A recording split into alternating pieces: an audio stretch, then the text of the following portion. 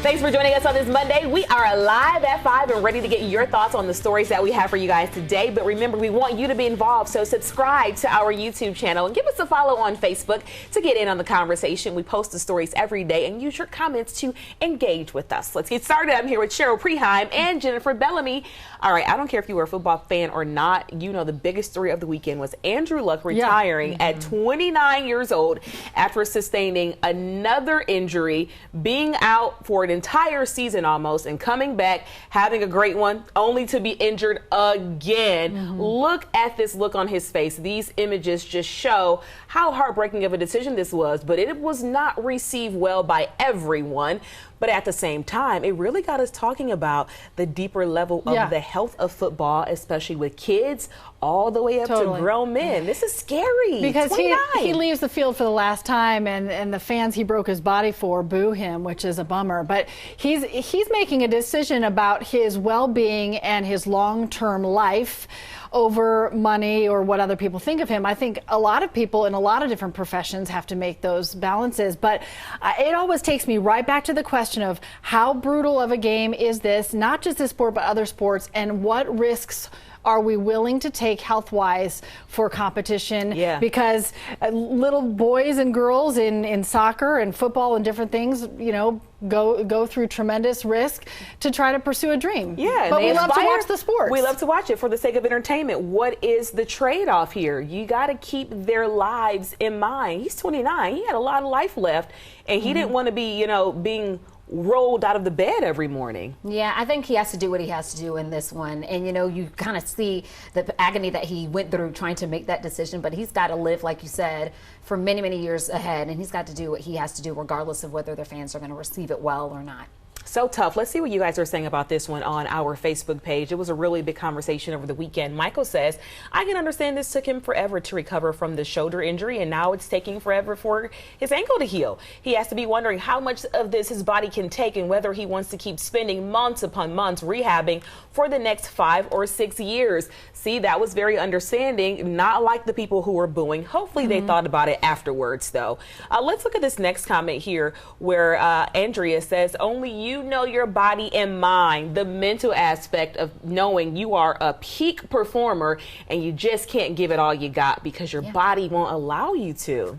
I have a friend that walked away from a high-level CEO job to work in the nonprofit world. People thought he was crazy. He said, it's my life. I want to have a quality of life. It's not all about having a title and having a paycheck. So people have to make their decisions, right? I'm sure he is happy with that. All right, this is so interesting. This year, 2019, shaping up to be the first year that women make up the majority of the college-educated workforce. The first time.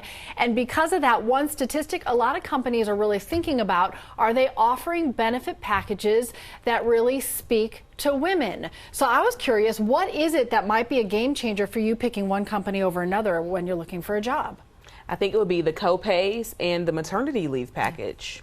I think maternity leave is a big one, but also family care. You know, when you're getting older, sometimes you have to care for your parents. Or maybe even children if there are illnesses. Cheryl, you know all about that. But I mean, that is a factor in how you're going to care for your family health-wise.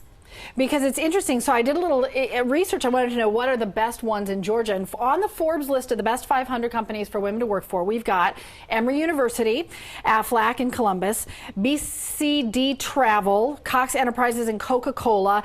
And these were based on working conditions, diversity, parental leave, and pay equality. And I think pay equality is such a big one because this is the thing that we continue, because still women make 76 to 82% of what men make. And it's one of the comments I got on social media raising this point that this is still one place that companies can really jump in and be the lead on this. So the comment was, hey, we've got to work on pay equality. That's like the next step. Right. So let's keep going, doing the next right thing, because now you can't get rid of us. We are taking over the workforce. So you better make it comfortable for us and fair more than anything. We'll be the bosses soon. Yes, please. Yeah. And a lot of us already are. Yes, very true. We have a boss. All right. So, another story we cannot stop talking about. We cannot stop talking about this Popeye's chicken sandwich. It's everywhere. I was in the salon this weekend. Everybody was talking about it, whether or not they've tried it. So let's take a look at this image. This is posted online. So many people are finding it difficult to get their hands on one of these sandwiches. This picture is actually saying you got a 2 sandwich limit per car. So many people say they're running into sold out stores, lines wrapped around the building. And so let's look at some of the comments, because this is just the thing that just keeps That one was on Moreland, right? Yeah, that one was on Moreland. And this commenter on Reddit said Popeyes is ridiculously twice last week it was backed up into the road. So a lot of people are really finding it difficult to even get their hands on the sandwich if they want it. Another person saying that this is just hype. The fad is going to blow over one time. But I think it's interesting, and this is kind of when I want to take the conversation to kind of steer it away from the hype of the sandwich. Bloomberg posted an article saying that in good economic times, when there's low unemployment, we see restaurants, fast food chains putting out sandwiches like this.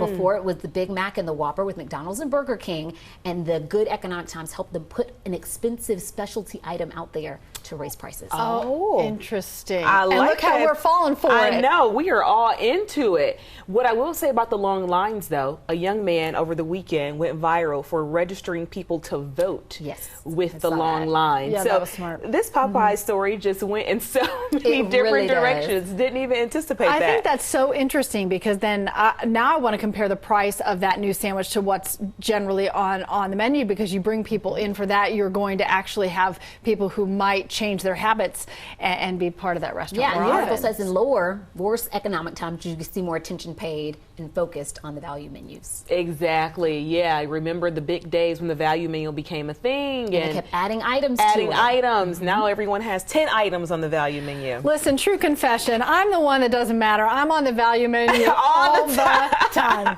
Kids, pick some up the dollar menu. Right, coming right up. We want to know what you think about all these stories and more. Make sure you leave your thoughts in the comments. Any questions you have below. Don't forget to subscribe to our YouTube channel. We post here every weekday. Follow us on our social media pages. We'd love to have your comments be part of our show. Have a great day. We'll see you back here tomorrow.